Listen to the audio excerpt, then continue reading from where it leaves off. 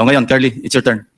Your Honor, okay lang po ba tanggalin nila yung face mask nila? Kasi sa totoo lang po, talagang hindi ko sila naaalala kahit sa panaginip ko na It's naginip not ako ng for you to bangungot. identify them, it's for them to identify you. No? Your Honor, wala po kasi ang maalalang transaction at That's your nakapas- option to deny.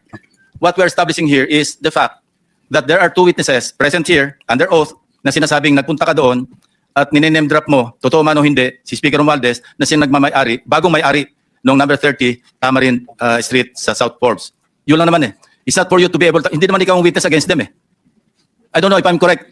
Secretary Bida, kindly help me out, or Dong, PG Dong, tama ba yun? Wala siyang karapatan na i-identify yung nagturo sa kanya?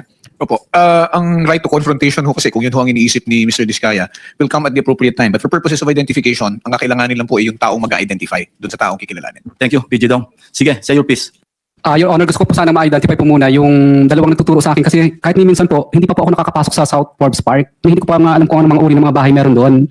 So, malabo po talaga at wala po akong inuutusan na kahit sinong broker kasi takot po akong bumili sa mga lugar na yun. Ang kaya ko lang bilhin po ng mga lupa sa lugar lang po ng mga Pasig na hindi ganun kamahal ang presyo ng lupa.